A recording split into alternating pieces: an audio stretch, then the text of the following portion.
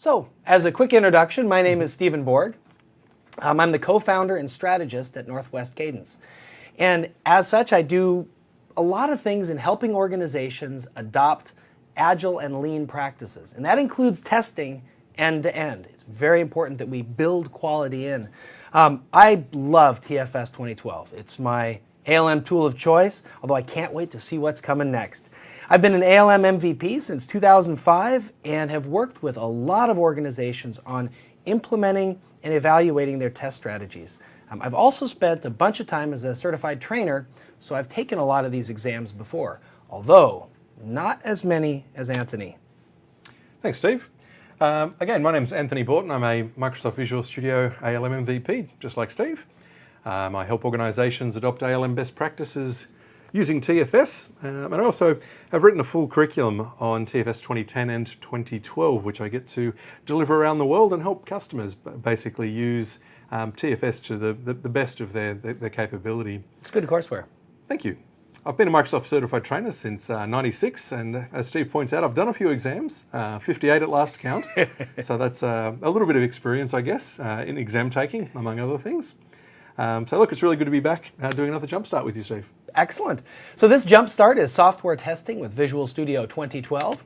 And the course topics today, after this introduction, we'll jump right into an exam overview, which will dive a little bit more deeply into what we'll be covering.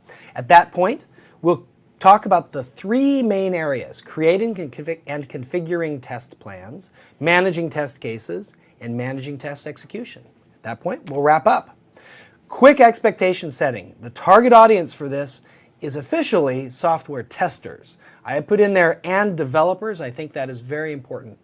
IT professionals are who this certification is for, technically. I don't think that hits it right. I think it's IT developers as well, but definitely IT pros sitting in there works as well.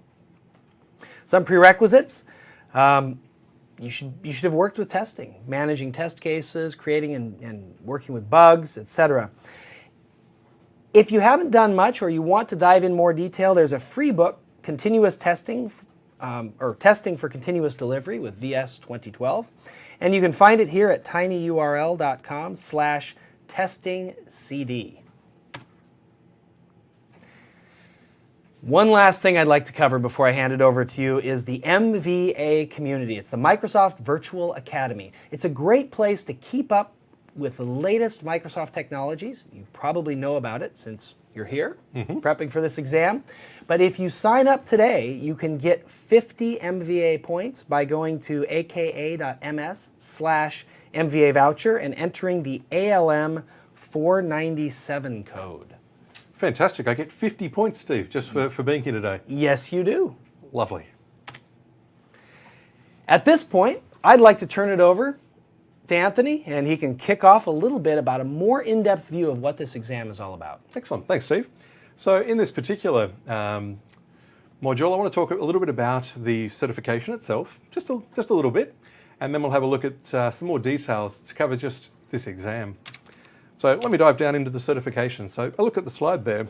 You'll see that the Microsoft Certified Solutions Developer Application Lifecycle Management Certification requires those three exams that you see there. If you have a look on the MVA website, you'll see Steve and I have already done a Jumpstart on delivering continuous value with Visual Studio 2012 Application Lifecycle Management. So that's a great resource to help you get started for that exam. Today we're here to talk about software testing with Visual Studio 2012. And for those people interested in or watching it live, we're back tomorrow looking at administering Visual Studio Team Foundation Server 2012. So those three exams will get that certification for you. Now let's talk a little bit more about this specific exam.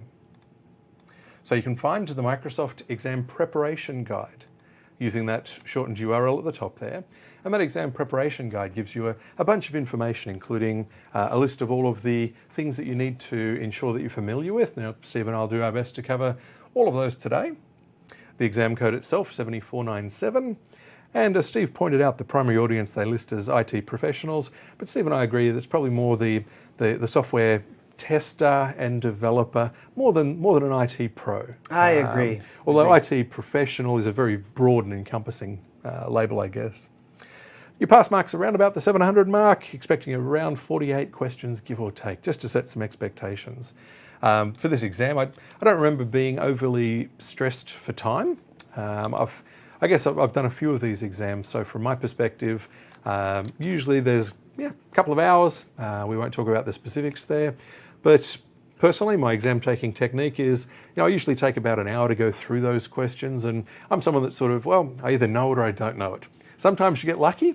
A subsequent question can make those synapses fire a certain way and help answer a question that maybe you reviewed earlier. Or it might just flat out give you the answer as part of the setup. It happens on occasion, absolutely. And you'll take those gifts. They're good points. Absolutely. And it was released. The exam was released in September last year, so it's been out there for just a little while now. And I think there's probably a lot more momentum behind these exams and certifications as the awareness grows. Would you agree? I would. One thing I will mention, it's based on the released version, the RTM version of Visual Studio and Team Foundation Server. So it's a 2012. Mm-hmm. So it doesn't include Update 1 or Update 2. In my experience, that didn't really matter for this exam, but I just want to make sure that everyone's aware of that before we get started. I think it's well and truly worth pointing out, Steve, because I think Update 1 and particularly Update 2 offered a lot of things for testers. The web-based test management experience, things like some of the cloning of test plans. These are all in those updates. So, you've got to be very mindful that you forget that or compartmentalize that if you're going to go into this exam. Yep. Although I don't think there's anything in this exam that will cause you grief if you studied the Update 2, for instance. There's nothing that, no questions you'll get wrong, potentially, at least that I ran into. No, that's fine. I suppose in optimizing your study time, don't spend lots of time with the web-based testing experience. Nope, or anything in Update 1 or Update 2. But if that's all you have installed as you're walking through for preparation, that's okay. Absolutely. So I think both certainly the VM that I'm using is an Update 2 VM. Is yours? Mine's Update 1. I tried to go back at least one level. I couldn't get an RTM version. No, neither could I. So I did get to go back one. So we'll point out a couple of those things if we think of it during the demonstrations to make that just a little bit easier for you, perhaps. Perfect. All right.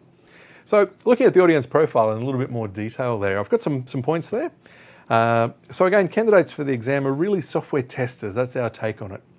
People that manage the process of running tests, creating and monitoring bugs, and managing and mitigating issues that a software organisation has in controlling test coverage for project requirements. That's a big sentence. That's a big sentence. And to be fair, that big sentence comes right out of the exam prep guide, right? That's where we grabbed it, so it's exactly it. Exactly. I think you might have put it a little bit more cleanly had you written it yourself.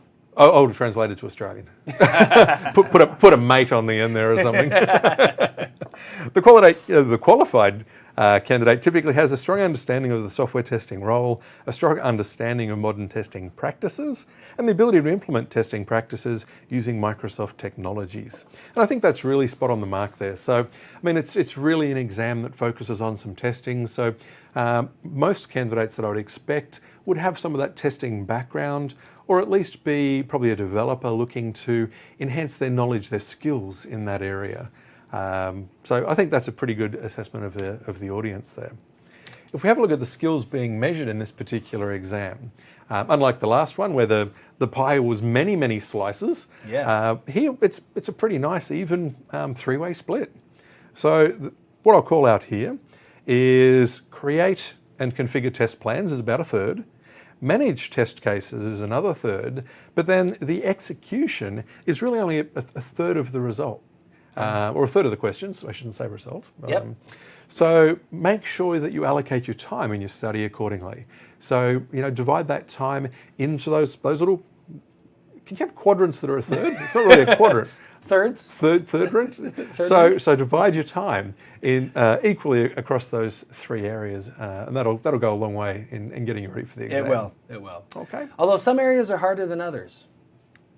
Harder. Same amount of I don't know. For me, there were ones I needed to study a little bit more carefully. And I think that's fairly common for everyone. One of the techniques that I'd normally recommend is to sort of print out that exam preparation guide, have a look at each of the topics, list them down, and just do a self-assessment. Pretty confident with that, tick. Ooh, haven't really done much of that one, question mark. Go through and you'll have some ticks, you'll have some question marks, and of course your exam prep is about turning the question marks into ticks. Absolutely. All right, well, I think that's my slide. I think we're ready to hand over and kick off the next module, Steve. Absolutely. So let's talk about creating and configuring test plans. Now, given 3 big buckets, we had to decide how we're going to break this up. Rather than do 3 two-hour sessions, we decided we'd break each section up into, I'll cover half, and Anthony will cover half. So I'm going to cover, in creating and configuring test plans, the first 2, creating the test plan properties, and secondly, configuring test settings. I'll then turn it over to Anthony, who will cover defining configurations, creating test suites, and configuring those test suites. That sounds like a good idea. All right. Now, before we get started on that, I'm going to pop up a big giant slide to just walk through an overview, however, of some of the different tools and things that you should be aware of. My apologies for the busyness of this slide and the insane craziness, but I think it grounds a little bit of what we're trying to look at. Let's start right up at the upper left-hand side with the Microsoft Test Manager. This is a separate tool, which you'll see repeatedly throughout the day, that we open up and do most of our tester-based things from. Things like test planning and management, test case management, lab management, manual testing, and exploratory testing. Another IDE used for quality is the Visual Studio IDE. Things like code quality analysis, unit testing, UI automation testing, performance testing, and load testing. Now, for this exam, we're going to be focused predominantly on the left-hand side with the Microsoft Test Manager itself. We don't spend an awful lot, in fact, we spend very little time in the Visual Studio IDE itself. I'm going to have some automation testing just for a demo, but it's already built. It's not something that we even demonstrate. There's the Microsoft Feedback Client, and although we won't talk about that today, it's a powerful tool for getting feedback from users back to your development team to let them know if they're on the right track. Team Foundation Server sits in the back end and handles things like work item tracking, source control, the lab management services themselves, test execution services are handled there, build services, and of course, reporting and business intelligence. All of those things are very critical for us. Now we have some pluggable components that are on the exam. These are test runners, the diagnostic data collectors, our build engines, and lab environments, and we'll be talking about these throughout the day. I wanted to lay out a basic structure, however, so we can see kind of how things fit together from an infrastructure standpoint. Having said that, let's jump into creating test plan properties.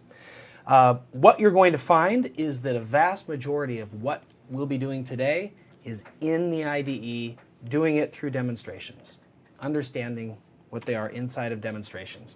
What the study guide says, if you pop up the study guide, here are the areas under Create Test Plan Properties. They are selecting the test settings, selecting configurations. We're going to be defining the name, description, area, path, and iteration. Anyone who's ever worked with a work item will have no trouble doing that at all. That's a pretty simple one.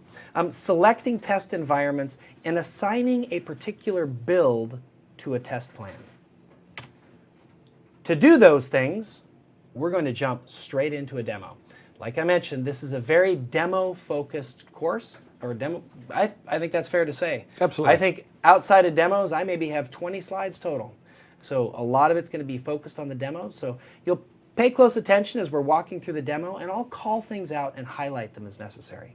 So let me just butt in there, Steve, for a moment. Sure. So if you compare that to, say, the previous Jumpstart that Steve and I did around the continuous delivery of value, that was I think there was a lot more theory involved in that, a lot more background knowledge. One of the things about the testing exam is that it really is hands-on. You've really got to know how to use that tool. And I think that the approach that we've taken in choosing to do a lot more demos in this particular Jumpstart really is driven by the fact that that's what you need for the exam. You just need to be able to use it. Absolutely. Would you agree? That's a fantastic point. It's all about the using here. It's the execution. Very little theory. It's all about getting your hands dirty and understanding in depth the various components of the tool. So let's jump right into a demo. I'm going to put on my technical tester hat right now. I could be a test lead. I have some technical skills to work maybe with the IT professionals in the organization, as well as some senior type testing abilities, because I'm going to be setting up and understanding our test plan. So let's switch over and take a look at our environment here, and you can see we have the testing center here. And you can stretch it as big as you want, or you can blow it up to take up the full of the screen. I'll probably blow it up for the full screen. I think that love that extra real estate. And the first thing to note here when we're talking about a test plan is it's in the Testing Center tab. We have contents, results, and properties. But even before that, I want to be able to reach out and see here where we're talking about Tailspin Toys Iteration 2. That's our test plan. And we can go click on that, and it'll bring us into the Testing Center where we can go and actually select our projects. So we've got, in this case, 2 different TPCs, Team Project Collections, and I'm going to select where I want to put my test plans. Test plans only belong to team projects. So I'm going to tie it to Tailspin Toys, connect now, and notice I've got 2 test plans already, Iteration 1 and Iteration 2. I'd like to add an additional test plan, and we'll call this one Iteration 3. That's creative, That Steve. is so creative. Now here's where we can set an area and an iteration path. I might set it to Iteration 3 here. And the area path you can set if this test plan was going to be just against the business logic, the database, or the website. We might want to specify. But in my case, it's going to be against the application as a whole. We're going to test things in sprints. So I'm going to add this next test plan. This is my test plan, Iteration 3. Now I'm going to take this Iteration 3 and select it and start from scratch, basically, with a brand new test plan. And the reason I want to start here is I don't want to confuse it by introducing test suites and things that will be added later. This is my test plan, Iteration 3. I have the properties of my test plan, and this is what this entire demo and section is about. So let's switch over to the properties, and notice I've got my name, a quick description. This tests the new functionality in Iteration 3 plus any regression tests from earlier iterations. Notice it has an owner. We can reassign this owner to anybody else. We'll leave it assigned to Brian Keller. That's who I'm logged in as. I'm pretending to be Brian. Is there any benefit to being the owner? What's the significance of that? It really isn't. It doesn't have much significance at all. In fact, there's zero impact. Yeah. Except it does appear right here. It says who's the owner. So I mean, there might be some street cred you get being the owner, but that is about it. It's, So maybe just they're the go-to person in case you got any questions. Let's say that might be just the go-to person. So back over to properties again. Brian Keller, the state of the plan is active or inactive. Now this is one of the things for the test that I really want to stress. You want to understand the states and the state transitions of everything in this whole suite of things. So in our case, we've got a state, and it can be either active or inactive for test plans. Active or inactive for test plans. If it's inactive, we're not going to be executing this test plan. And over time, we may make some of them inactive, like Iteration 1 and Iteration 2. I might make those inactive because we're no longer using them. And as an inactive test plan, then you're not going to be able to select it when you start up Microsoft Test Manager. It won't appear in the list there. Right. Yeah. That's excellent. We have a start date and an end date for this iteration. Now I'm going to leave these. They look kind of funky because they're way back in 2012. But if you look back at the time that I have at the bottom, it's about then as well. So this is set back in time. The area path in the iteration was simply copied. That's something that came right from before. So we've defined the name, the description, the area path, the iteration, the start date, end date, state, and owner, which is one of the things that the study guide says we need to prepare for. Fantastic. That's about the easiest thing ever. right there. So in looking at those terms, I mean, you've mentioned it already, these are very, very much TFS work item type terms. You know, talking about area path and iteration path, it's alluding to the fact that TFS has a very significant and important role to play here. A common question I get is, you know, can we just use Microsoft Test Manager? Do we need to have TFS? What would you say to that, Steve? Yes, you do. Yes, you do. you need to have TFS. In order to use MTM, you need to have TFS. If you want to just experiment with it, and you can pull down your MSDN subscription and you want to work with this, one thing you can do is set up a TFS online instance. And you can go to tfs.visualstudio.com and sign up for an account there. That will handle most of what you need. Not all, but most of what you need for this exam. You'd certainly be able to pass it because there's very few questions that are that specific on the TFS side. So I guess thinking of MTM, an analogy that I'll sometimes use, it's not 100% technically accurate, but if I was to say that MTM is to TFS what Outlook is to Exchange. So Exchange does all the heavy lifting, it moves those mail messages around, and Outlook's the client that we get to use on our desktop. So if we think of that when we talk about Microsoft Test Manager, so Microsoft Test Manager is the client for our tester, but TFS does all the storage of the test cases, the suites, the test results, and all those sorts of things. So, you know, maybe that would help people get a good understanding of the relationship there. That is a great way to put that. It completely explains what it is. Same relationship we have Visual Studio to TFS for developers. All right, let's jump back in and take a look at some of the settings that we have. This is one of those things that we're going to have to talk a little bit more deeply of in some of the test settings, but we're going to come into setting up our test environments and selecting our test environments.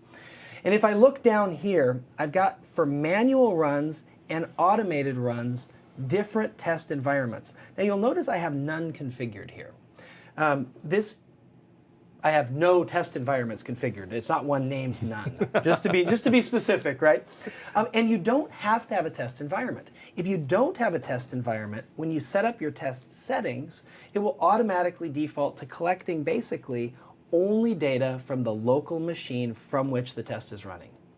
Now we may want to set up much bigger environments. Now I'm going to walk through setting up an environment in this particular demo.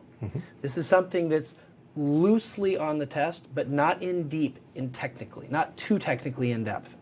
So do you reckon we could actually create a test environment called none? Wouldn't that upset people? That would upset people, absolutely. So you take a good technology and find out how you can do evil with it. So I'm going to manage my test environment because selecting a test environment is one of the key things that we need to do. I'm going to click Manage here, and notice it brought me over to an entirely different tab. I'm now in the Lab Center tab. We'll be covering this tab a little bit more deeply later on, so I don't need to spend too much time here. But instead, I'm going to create a new environment. And this new environment will be called my Tailspin Toys Web. And it's going to be a standard environment. I'm going to very briefly differentiate this. This is more on the TFS admin exam than it is on the testing exam. But you do need to know that a standard environment does not require System Center Virtual Machine Manager, whereas the System Center Virtual Machine Manager environment requires it. It kind of makes sense. Tailspin Toys Web, we need to specify a machine, and I'm going to add a machine, and I'm going to call it VSALM. That happens to be the local machine on which I'm running. We need to make sure that we can get to it. I'm going to use .Brian because it's a work group machine in this particular case. Type in the password, and I can select a role for this. This is going to be my web server box. Okay, this is my machine. Now I can add as many machines as I want in theory. I'm running in a virtual machine with only one machine. Therefore, in my network, I've got one machine. I can only add that one machine. You can then specify some machine properties for that, and you can do it through tags. Like I might have a tag called OS. What OS is it running? And in this case, it's Windows Server 2008 R2. Okay, so we can specify which particular tags we want. These are used later to know when we're executing test cases to come back and run those. There's an advanced tab, and we can configure our environment to run UI tests. This will run the UI tests on the web server itself. We need to specify a test agent that will run as this. I'm not going to configure this environment to run tests. That's not part of the exam. I'm going to just leave that off as simple as possible. Let's move on instead to summary. It's going to create this environment. And the last thing we need to do is pass some verification. Let's click verify. And of course, my test controller is not yet available. This is one of the things that we have to deal with to make sure we have a valid test controller. I'm going to fire up the test controller configuration because this is one step that you do have to understand. So we'll start and we'll do the test controller configuration tool. And the test controller configuration tool is going to run under a particular account, and it must be registered with the particular team project collection that you're using. I'm tied right now to the Fabricam Fiber collection. What you need to know is test controllers, like build controllers, are tied to a single TPC. So I'm going to tie that to the Tailspin Toys collection. We also want to be how do we communicate with the test controller and what accounts should be run. I'm going to change this account to run under Brian with my own password here, and I can go ahead and test that, and it validates that it's correct. Under here there's a load testing section. Again, that's more on the Visual Studio side of testing. We'll be covering that in the admin course, but it's not necessary for studying for this course. This is the area that you need to study for here. I'm going to apply those settings and register it with the new project collection. It walks through all of the configuration areas and moves straight in. One moment. Configuring the ACL seems to take the longest piece. Again, like I mentioned, I've got on my technical hat here. This is the technical portion of this, but I'm trying to keep it as small as possible to focus on where in this exam that you may run into these questions. And I guess once you've set the environment up, it's there for you to use then. So I mean, it's not like this is something that you'd need to do over and over again. Is that true? That's absolutely true. It's something you only need to do. You only need to do once. I guess people often, when I'm doing demonstrations of lab and you're showing the setup side of things, they may get a little overwhelmed with the number of steps that are involved. And you think, well, no, wait a minute. Let me differentiate what you would need to do almost as a one-off. Versus those things that, once done, are there just for you to be able to use going forward. How's your environment going? Oh, it's still going. Once you've configured your environment, and I'm going to come back to it again because I need to talk about it when we set up roles. All right. But I popped back over to my advanced property here, and my test controller is missing one drop-down, which is my second VS-ALM. Now there's two registered with the server, unless there is a... My refresh button is a little bit dimmed out. Let me do that one more time very quickly just to see if on that tab we have our second. Yeah, we have our second controller of the same name. So let's set this back up. Tailspin Toys Web. The machine itself, we'll add the machine back in, and once again we can blow through this very quickly. VS-ALM, and the role is going to be our web server. We're going to make this a work group, and you get to see it twice. We don't need any tags, we won't be using them. Our VS-ALM controller, we've got the correct ones selected. Quick summary, and then on to verification where we can verify it. And yes, indeed, we now have our configuration. Woohoo! Once again, the thing I wanted to stress here is not necessarily walking through this whole environment setup. You do need to understand about how it's done, but not technically every single step for the exam. I'm going to finish this, and now I want you to notice here where it says VS-ALM web server not ready, preparing for the operation, create environment. It's now going to create our environment for us. It says not ready. It's going to take some time. This will take probably about 5 to 10 minutes to complete. It's going to create this environment for us. It'll then go to deploying some of the test agents onto the machine. Currently, here it says installing the test agent. Currently, there are no test agents on the machine. It will then need to configure those test agents. This is something that TFS can handle for you automatically when you set up this lab environment. And isn't it so much better now in 2012? So if you wind the clock back to 2010, do you reckon this would have taken 5 to 10 minutes, Steve? No, it would not. I would have had to remote into each of those. I would have needed to install and configure the test agent myself. Royal pain in the rump. Oh yeah, and not just the test agent. Back then, of course, it was the workflow agent, the test agent, and the build agent. Absolutely. So you had to get all those agents on there, and you had to get them all configured correctly. And then when you sucked it into the SCVM environment, you had to make sure you didn't lose any of those configurations. So, I mean, if you have used or tried to do this with 2010, give yourself another go with 2012. It is so much better now. It is much, much better. So here's my environment. It's going to be installed. I have created an environment. And one of the things that I needed to show was selecting an environment. However, in my experience, there's some areas that that we need to show, that we need to cover in setting it up for the exam. And that a wonderful idea from folks that I should be zooming in on some of these areas, and I will drop in Zoom it on my next break. Let's talk now about our Tailspin Toys environment. We're going to go back from the lab center, and wouldn't you know it, my machine is completely locked up, waiting for me to configure my test agent. They're like that sometimes.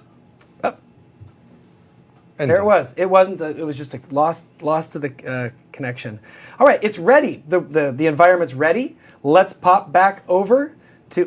Pop back over now to our testing center, and now on our test environment, notice we have 2 test environments. Now we have manual runs and automated runs.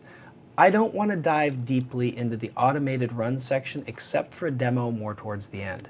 So we're not going to talk about it. It's almost identical to what we have in the manual runs, except you must specify a test environment that has something that can run the agents. So we have our test environment, Tailspin Toys Web, and we now have some test settings that we can do.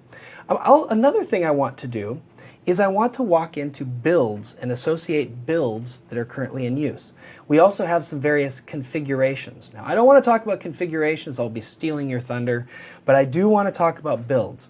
We can set a filter for the builds, like we can say what build definition do we want to use. We want the Tailspin Toys iteration, and we can also specify a build quality. I'll leave that blank and set that as my build filter.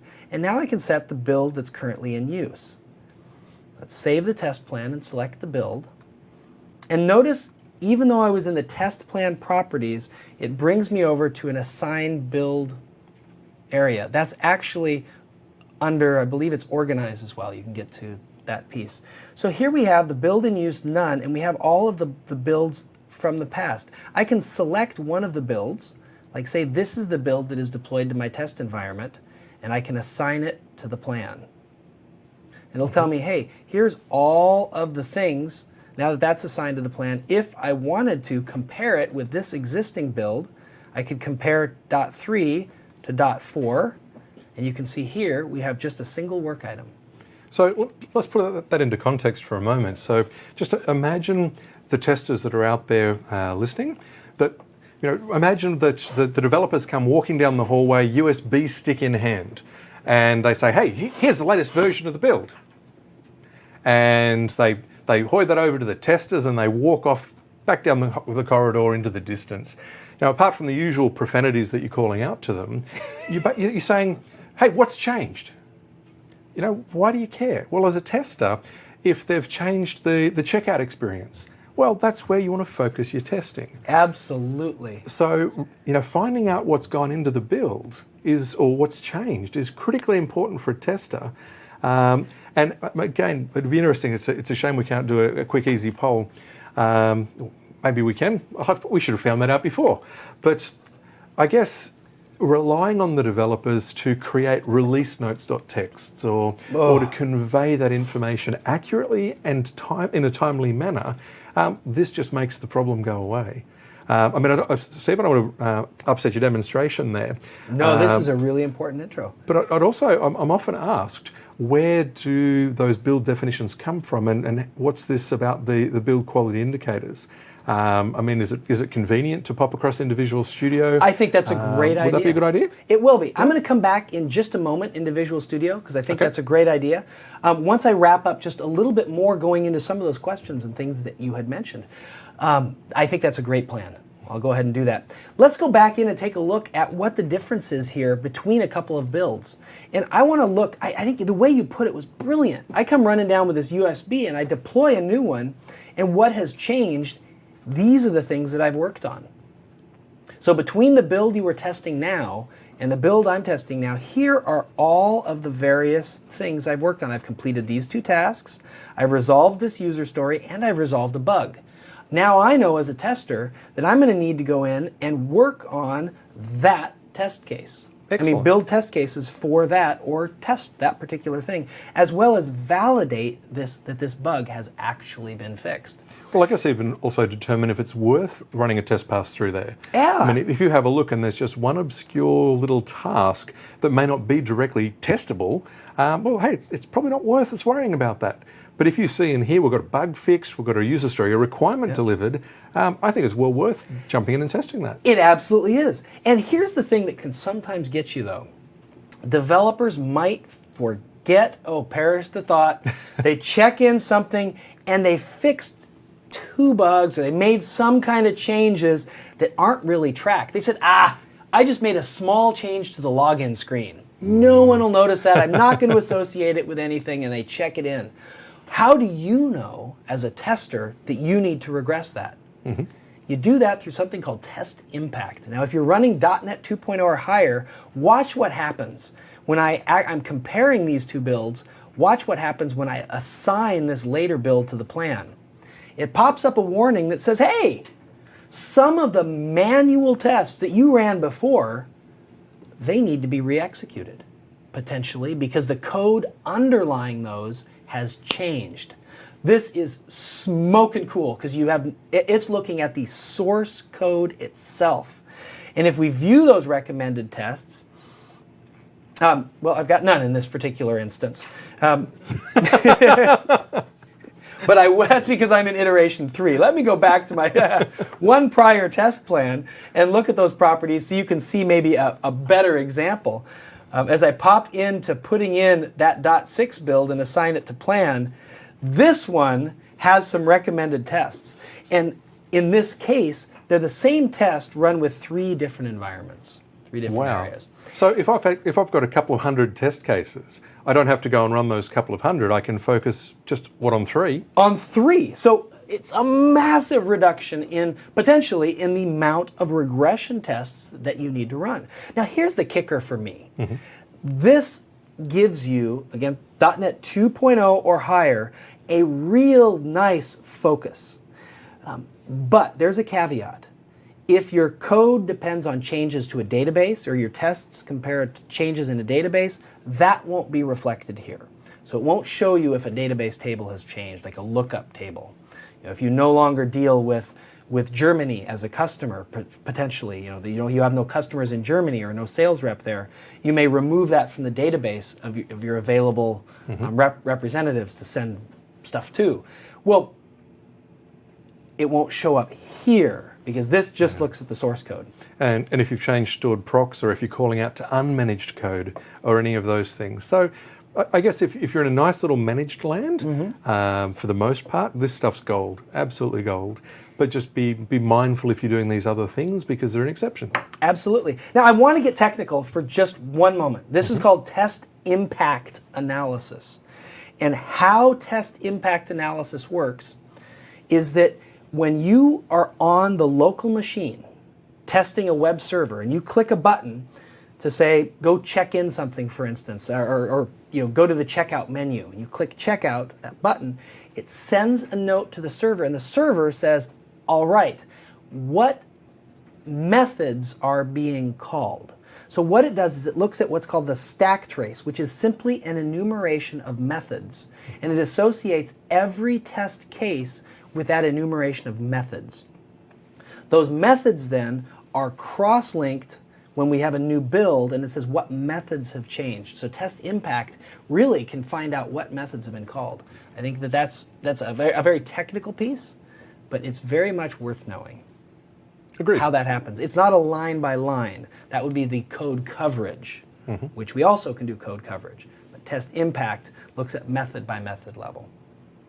All right, as we step back in and we've seen these, I'm going to go back to my iteration 3 and select that plan so we can continue. And at this point, I'm pretty much wrapped up. I've shown the properties. We've assigned a build in use. We've looked at the particular test environments. We haven't done any test settings yet because that's the next section that I'm going to work on. So at this point, I'm going to pop over and we'll take a look at the PowerPoint once again. And this is where we'll talk about creating test settings, individual settings, and what kind of data is collected. So at this point, configure test settings. What the guide says is creating multiple test settings, so we can see that we've got many different ones we can collect, selecting data and diagnostics. We need to talk in depth about the data and diagnostics, and setting up roles. Thank goodness we have our new environment because now we can set up some roles. And that brings us to the demo of creating test settings. So I'd like to pop over once again to the demo machine, and we'll take a look at what it takes to create particular test settings. Once again, back on the machine, I'm going into the test settings place, and I've got a default. I've got some other ones here that already exist. Lightweight diagnostics, full diagnostics. I'm going to create a new one. And this new one will be called Everything and the Kitchen Sink. Why? We want it all. We're going to go in and I'm going to set this up to collect every piece of possible data. Why? So that I can explain to you what each piece does. You could also call it, I hate the TFS administrator. You could also call it, yes. Or I really hate the person who has to back up the TFS database or provision its SAN. Yeah. So next is the particular roles. And this is where we've set up those environments, and we have a role called a web server, and we have our local machine. I'm going to want both of those, my local machine and the remote web server, to do my testing against. So we'll click Next. Now, for data and diagnostics, this is a very key piece. For the local and the web server, we need to specify all of the data we want to collect at each point of these. So if we also had a SQL server, we need to specify what data do we want to collect at the SQL server. So let's start with local. And we don't need to collect a lot locally, just a few things. Let's collect the action log. This basically is used to collect every UI action I take. Now that's got to be on the local one because I'm going to fire up IE, I'm going to fire up my application, it might be a WPF application, and I'm going to start clicking things on it. And I want to capture those clicks I performed. That's very important for fast forward for manual testing. You can click configure on all of these, and inside of configure, it'll tell you what are things that you want to capture. In this case, I want to capture all applications except the following. And there's a list of some common Microsoft ones here that we don't want to collect. So we're not going to collect data across those things. You can also say, I only want to collect applications data from the following list. So if you needed to switch to Word and make notes, you know, WinWord's excluded here, but it may be that you have other applications you want to exclude, or you want to exclude everything except that. I like the idea of automatically excluding Outlook.exe. The temptation to pop in and check your email in the middle of a test. Yeah, that's a good point. Really good. It doesn't capture it. You could head over. Now, another thing you can capture is some recording sessions. If there's a user delay of more than a certain number of seconds, you can capture that. Now, why might you want to capture user delay? To show how lazy your tester is. I was thinking more along the lines of there might be some long asynchronous calls going on in the back end, but yes, also to validate your lazy user testers. Sorry, Steve. Also, playback. Do you want to have a delay between actions when you're doing playback? In this case, yes, we want 0.1 seconds. That's pretty fast. A multiplier for a user delay between actions, we just want 1. Search time for controls. This means if we're looking for a particular control, it'll wait 120 seconds. Practically, what that means is if your DOM, if you're on the website or a WPF and your DOM is being manipulated and creating things on the fly, it'll wait for up to 120 seconds for those to exist. So it seems fairly conservative. That seems very conservative. Yeah. If your website has that kind of performance, you need some performance tuning at that point. So we'll go ahead and save this. And that's what we're going to capture. We're capturing an action log on the local server. These are all called remote servers. They're not the local one. These are local and remote diagnostics. I happen to be calling it web server. Now, we also, on the local one, are going to need what's called the ASP.NET Client Proxy for IntelliTrace and Test Impact. This is used for web applications if we're testing against .NET 2.0 or higher web applications running in IIS. You can configure that, but like many of them, the configuration is very boring. No configuration required, it just works. So not everything that has a configure button actually has interesting things to configure. This, what it does, when I click something locally in a website, it captures it and sends the information to the server and says, hey, I just clicked this link. Or, hey, I just clicked this button. That allows the server to correlate that button click with what activities are happening on the server. That's an important thing. Now, code coverage. I'm testing a website. So I'm going to want to capture all of the code coverage at some point, but I'm not going to need to do it locally. I'm just running a browser locally, right? The event log. Now, I may want to capture the event log for things that happen locally. There might be some security events or things that get captured locally, like if there's a security credential that's being passed that needs to validate locally in my credential store. That might throw something as of an event log, so I'll capture it locally. And you can configure it to say, what event logs do you want to capture? Now, I want to capture the security event log as well as the application event log, potentially. And I only am going to catch the failure audits and the errors. And we can save that. And we can move on to IntelliTrace. IntelliTrace is wonderful data. I'm not going to capture it now. We'll come back when we do the web server. System information. This is to capture what's happening on that system. It captures things like the resolution, the operating system, the patch level, all those details. You don't configure it here. It's just nothing that you can do. Next is test impact. That collects the information that can help us decide when we move from build to build what tests we need to rerun, even if they're manual tests. I want that, but I'm going to be running, we can specify it here and set up any configuration that we need. This will configure the test impact for these, all modules except these, anything signed with these, or we can, and it ignores MTM. So if you want to automate MTM, and you want to test the tool itself, you would need to uncheck that and get rid of that. And there's some advanced settings here which you can use to collect data from ASP.NET applications running on IIS. Now, I don't need to do that here. I will need to do that on the remote machine. I need to do that on the server, which is the remote machine. And last is video recorder. And the video recorder will simply run a video recorder while I, the tester, am running. And I can choose to enable audio if I want. That way, the developer can hear me going, "Gah! What on earth were you thinking?" If I don't want them to hear me say that, I don't want to get in trouble, I might uncheck that enable audio recording.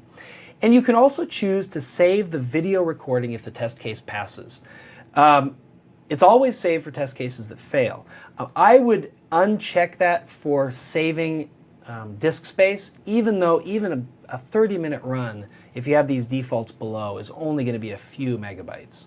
So it's not a giant amount of data that's collected with the video recording, but still, if the test case passes, you may not want to save it. Agreed. I think one of the things that I'll call out there is another change between 2010 and 2012. So again, people familiar with the tool in the previous version, don't fall into any little tricks they might play for you. You don't need to install Windows Media Encoder or the Silverlight encoder. Oh, yes. Now, isn't that's just so much better? So in earlier versions, you had to put those extra things on the machine manually, which I thought was a real drag. Now in 2012, that's gone away. I mean, it is. You can just, you put MTM on and it's going to grab that video. That is a really good point. Next is your frame rate, bit rate, and quality. These just set up how much data you want to capture. How smooth should the mouse flows be and the quality. I keep these low. I mean, you're just using it to repro bugs in the most cases, so keep those low. At that point, we're ready to now configure the web server itself. Now the client role, we don't need. We won't set up this. Now we'll select things like code coverage. So we can configure it, and which modules do we want to configure. And lastly, some more data. Should we collect data from child processes, etc.?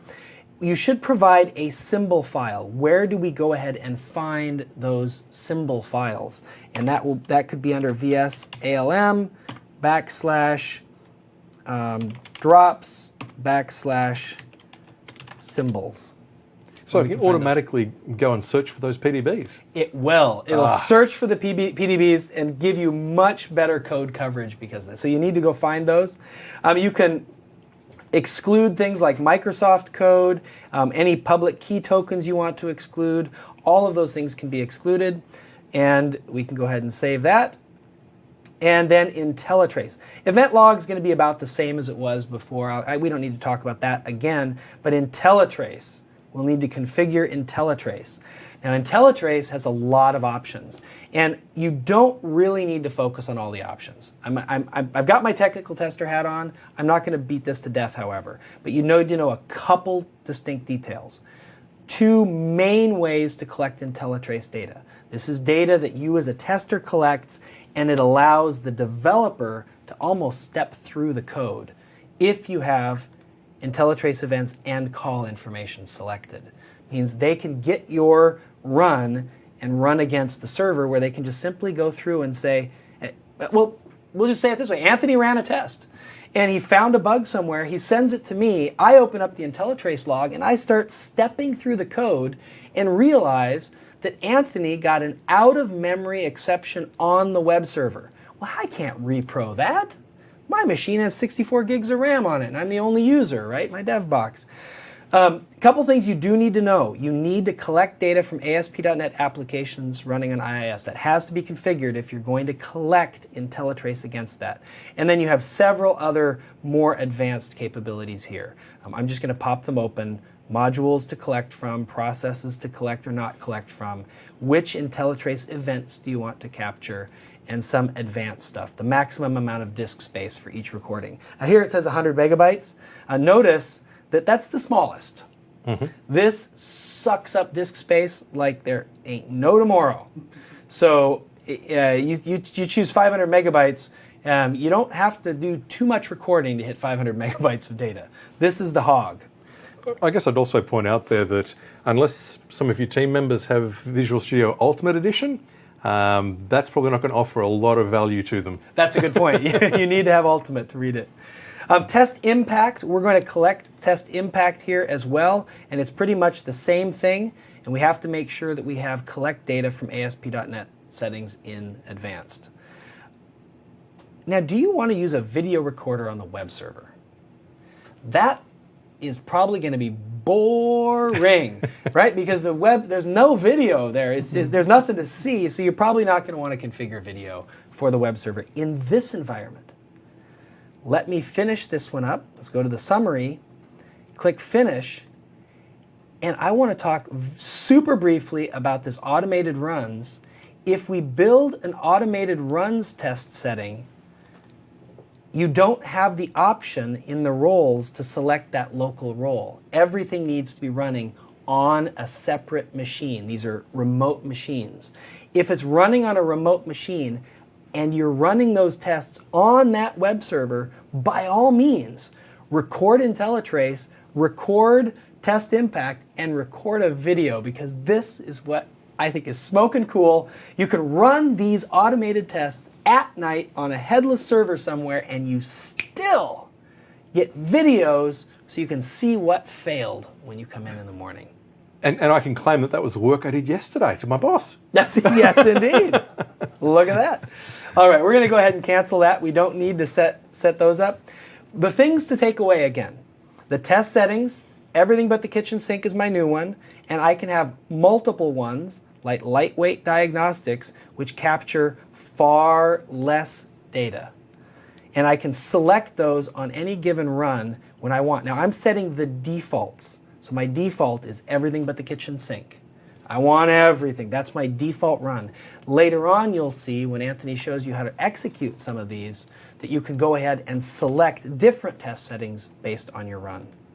Go back to Tailspin Toys Web. So would you do that in the real world, Steve? So, I mean, if you were offering advice there, would you suggest that you want one of those heavy settings as the default or one of the lighter ones? What's your personal take on that? You know, my personal take is lightweight diagnostics ought to be your default. Okay. You really want to catch kind of the smallest possible data to start with, just because of the overall impact to the applications that are being executed, but also because of the impact of gathering all that data inside of TFS.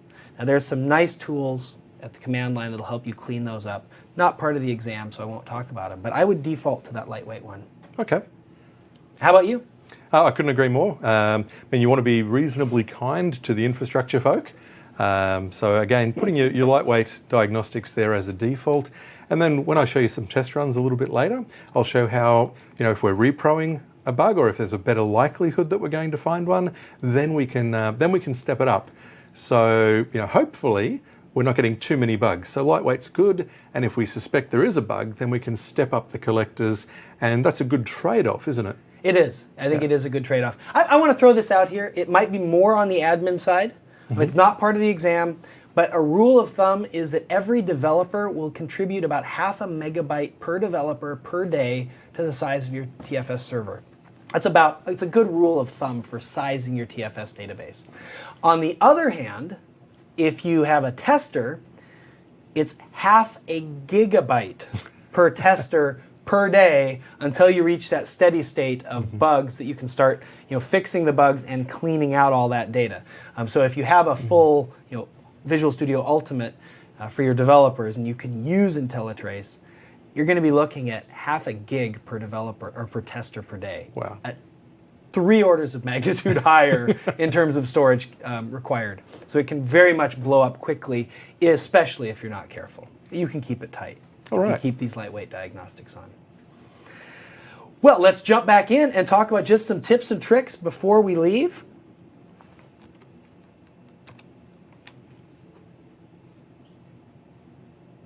There we go, configuring some of the test settings. We talked about what it said. We created multiple test settings. We selected the data and the diagnostics, and we set up particular roles to run. That about covers not only what the course study guide says, but also what my experience on the exam has been as well. Exam best bets. As far as test plans go, create a few different test plans. You just create them. We're going to be going through a lot more stuff on creating configuring test plans.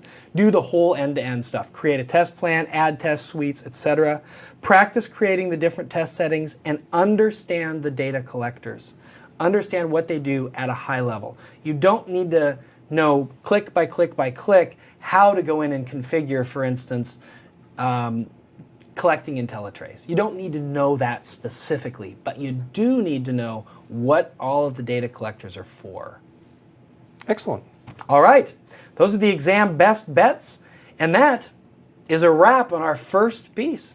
I think it's time for a break, time to top up the coffee. I agree. We'll see you all in a few minutes. See you.